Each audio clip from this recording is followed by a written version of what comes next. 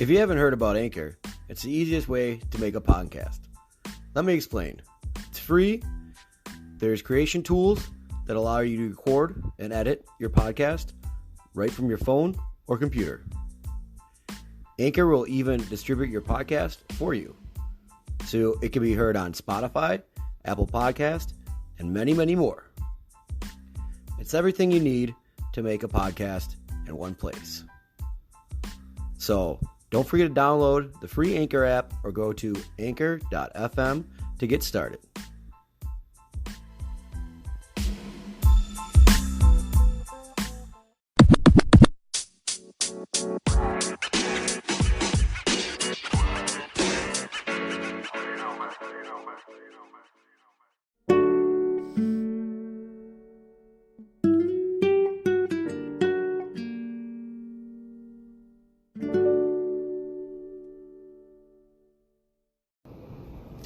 Hey, what's up? I am Tony Making Food Mata. This is a little Tony Talk, a modified view in the culinary industry.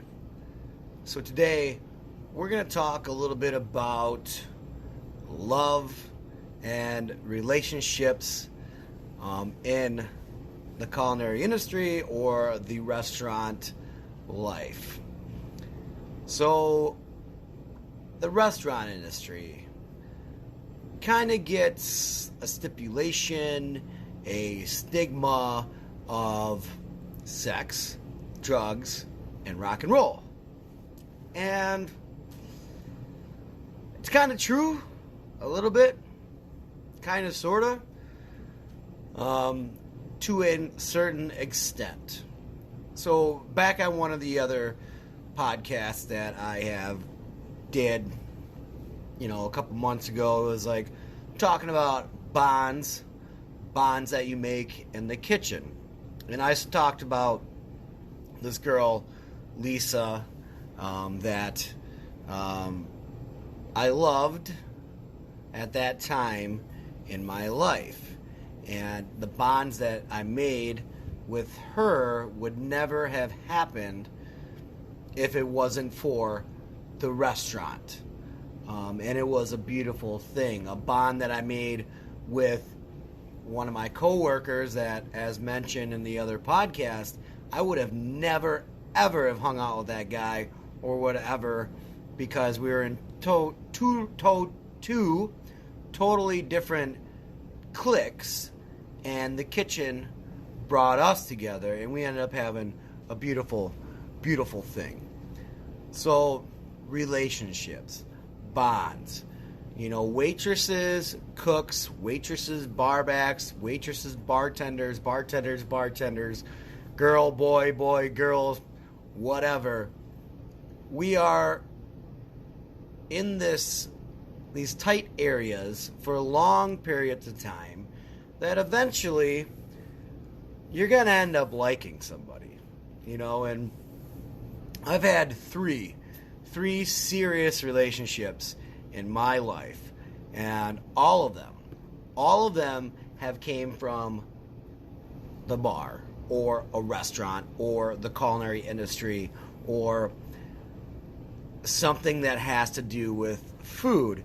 And so first one was, I'm a dishwasher. I got promoted to line cook. She was a hostess. We'd flirt back and forth. Hey, what are you doing after work? Do you want to hang out? This, that, and the other. Johnny's throwing a party. Let's go to the bonfire down in the woods. Let's hang out at the end of my street, at the dead end. Let's smoke some cigarettes. Those things happen, and you hang out, and then eventually you have feelings for somebody, and then, you end up dating them. Which was, those things happen. Second serious relationship that I've ever been in was the same thing. I was a barback. I was a barback at the bar. I noticed that there was this regular that always came up on Fridays. She was very attractive, and I was just like, man, this girl's very attractive, and she's flirting with me. And we ended up talking, and we ended up hanging out and, going to other, hey, what are you doing after work? You want to hang out? Well, I don't get off till 3 o'clock. Yeah, I'll be up. So then you hang out after. And then, those things happen. And then all of a sudden, moved in with the girl. Or the girl moved in with me. That happened. And that was because of a restaurant. Because she was a regular. And it just happened. The last serious relationship that I was ever in was somebody that I had gone to school with way back in the day. She worked with her a couple times, at a couple different times at a couple different restaurants, and it just so happened that in our time in our life, it just happened that we connected and we started dating, and that was stuff that happened over, a series of years, that getting to know this person, and then honestly, like, man, I think I love this girl, so these are things that happen because of the restaurant or because of the culinary industry. Like, you get these bonds with these people.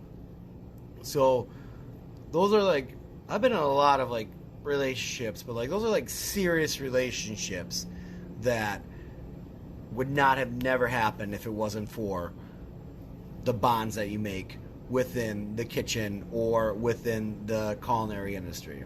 So, with that being said, let's go into why sometimes relationships do not work in the culinary or restaurant industry. So,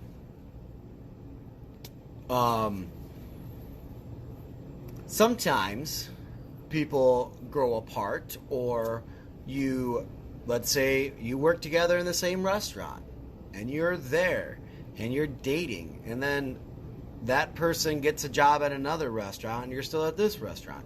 You don't see that person that often. Maybe she's on the night shift and you're on the day shift, and then that bond kind of fizzles out.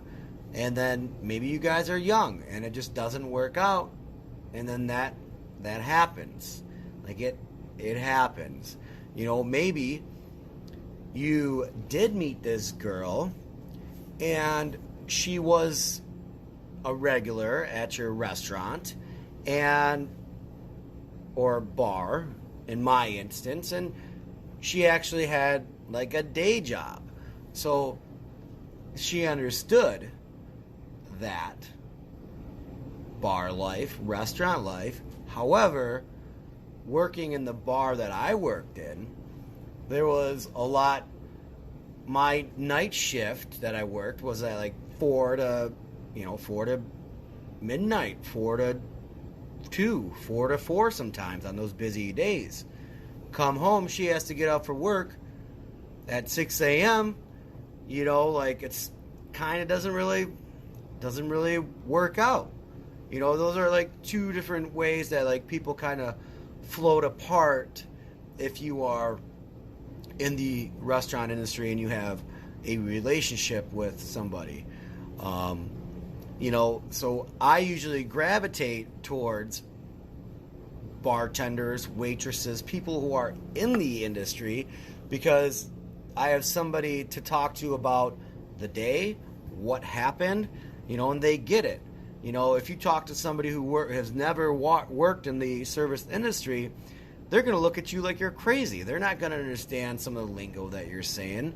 They're just not going to understand it. Now, I'm not saying that it's not possible, but I'm just saying in my life, in my relationships, that like I really only get along with bartenders or servers because they get it. They understand it. So that's how relationships, in my experience, I've seen how things have fallen apart for other people and for me. And then, sometimes chef life is chef life, and things happen. So that's a little bit about relationships that I've been in. And I know it's me putting it out there, but hey, I know you've probably been in the same shoes. At least somebody has. So let's talk about girlfriends and jealousy and stuff like that. So my experience, I refer a lot of these things back to Albert's and, feelings that I had because I spent 10 years of my life there. I've seen it all. I've seen a lot of stuff going on there. So like things that would make me upset or things that I would observe is that if you have like a boyfriend, if you're a waitress or server, and if you have a boyfriend who is not in the service industry, like they don't understand what is really going on, and they think that you are trying to sleep with every single customer. I've seen it 100 times. I swear, I've seen jealous boyfriends sitting at the bar, critiquing the girl. Why did you flirt with that person? What are you doing? Like that's just bad news. So if you are in a relationship and you do have a boyfriend or a girlfriend or whatever, I would highly recommend them not sitting at your bar or coming up and seeing you all the time. I mean, I would pop in every once in a while when I dated girls that were bartenders, but I would pop in for a minute, have some lunch, and then I would leave. Look, I get it. You're hustling. You might be flirting with that guy over there to get some tips or whatever, or you're just giving good service, and that jealous boyfriend might think that you are flirting with this person, but you're really not. You're just giving good service. So I would highly recommend not doing any of that, not hanging out at the bar. And it just looks bad. It looks bad. Your regulars see your boyfriend sitting at the end of the bar your whole shift, and then maybe you have a regular, and you have that regular who tips you well, and then that regular sees your dirtbag boyfriend ask you for money for tips, and then you give them the money. I've seen it happen. Like, that is just bad. That's just bad all around. Bad. So I would highly recommend not doing any of that. Other things that I've seen or experienced when I used to bar back a lot, I was in the friend zone. Me. Friend zone Tony. That was me. And I get it. That was cool. I get along with females great. But a lot of the guys that were dating some of these girls that weren't in the restaurant industry or just didn't get it or were just douchebags, they would think that I am, having relationships with these girls. And no, sorry, I'm in the friend zone. They put me in the friend zone. Yeah, I would like that, but never happened, man. We're working together. We have a jive. We have this bond. We have a relationship. I'm in the friend zone. I'm not hooking up with her. You are. So quit being jealous. I mean, hey, it's just how I've seen it. Some of my experiences within my tenure at Albert's. I've seen a lot of stuff, and I've seen a lot of jealous dudes. I've seen a lot of douchebag dudes. I've seen a lot of jealous girls. Jealous girls getting jealous at the cook because they see the same thing. They see that, oh, you're flirting with so-and-so, this, that, and the other. And it's like, we just work together. It's just how it is. Yeah, relationships happen, and yes, it does happen. But, no, I'm in the friend zone, man. The friend zone. Never the end zone. Little old Tony is in the friend zone. So, as I mentioned, it's kind of hard to be in a relationship. It's kind of hard to be in a relationship with somebody that doesn't understand chef life or the restaurant life. So just kind of think about that.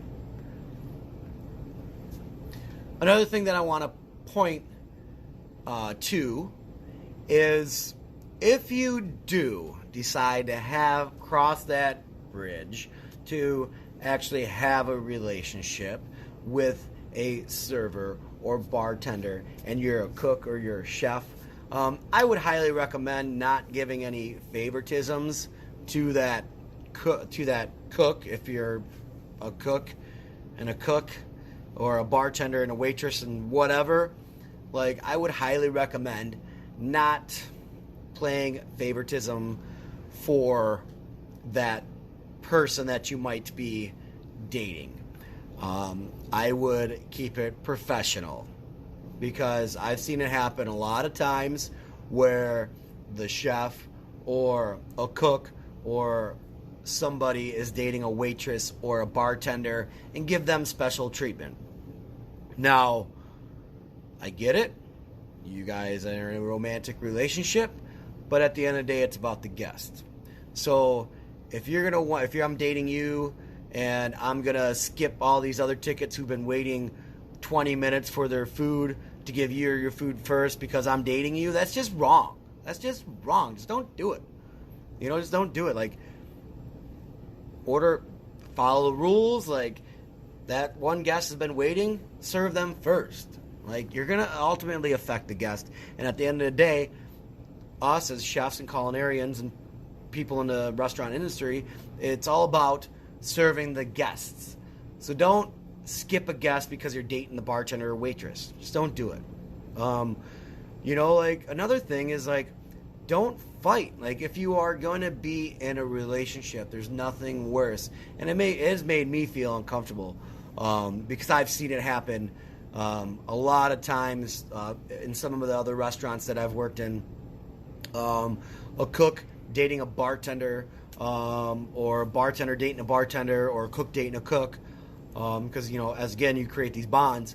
And then they're just getting in an argument in the middle of a rush or something because something happened last night, or that person seen you flirting with somebody else or something like that. Like, that is just bad, especially if you're in front of guests and you're the cook and you come out to get some soda or whatever, and you see your girlfriend who's the bartender and she is flirting with somebody, like, and you yell at her, like, why? Like, you're getting jealous over, like, stuff, and you should know all this. Like, don't do it. Just don't do it. It's just bad. You're gonna yell. You're gonna make her feel bad. It's gonna look bad for the restaurant. It's just gonna look bad all around. So I would highly recommend, if you are gonna date in the culinary industry within the restaurant, do not argue in front of guests or in front of other cooks or culinarians, because it's just going to ruin the flow. If you're a cook and if you're dating the pantry cook and you guys start arguing in the middle of the dinner rush, it is going to mess everything up.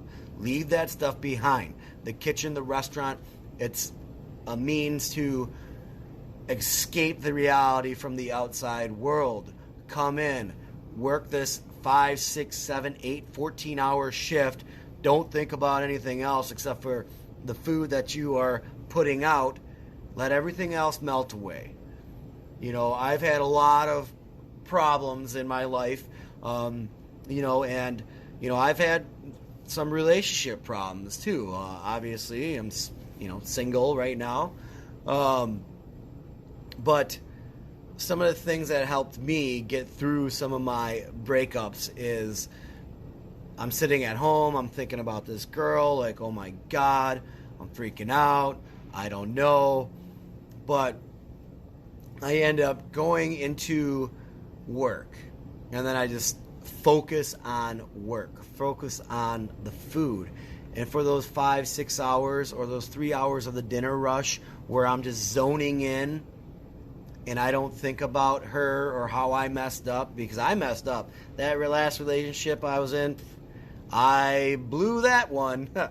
But I'm just saying, like, thinking about that, everything just melts away. It all melts away when you're working on the line. So that's another thing about relationships and, the culinary world, or being in there. And then, like, if you break up with the bartender or waitress, I would I wouldn't say recommend, but probably maybe go get another job. Or just be like, look, babe, like, it was fun. We had fun. This was cool. I get it. Like, we're not gelling anymore. I'm cool with it. Are you cool with it? Try to be professional about it. I've seen it work. I've seen it work a couple times. Or I've seen it not work. And I've seen bad breakups. And then that goes back into fighting in front of the customers. And it's just kind of bad. So those are like a couple of different rules, tips, some of my experiences that I've had, love and dating in the culinary industry. But it's hard. It is hard to be a chef and to find somebody that understands it. And, you know, sometimes chef life is single life, and, you know, it can be lonely, I guess. But for me, I look to my peers and I look to my culinary family and my family, you know, but it's kind of rough being in a relationship. It's super hard, you know. As a chef, you work a lot of hours, and you have to find that one person. You have to find that one person that understands you. So, thought I found it. I didn't. But, you know, that's my view. So, once again, I am Tony Making Food Mata. That was a little Tony talk, a modified view on love and relationships in the culinary industry. So, thank you, and have a good day.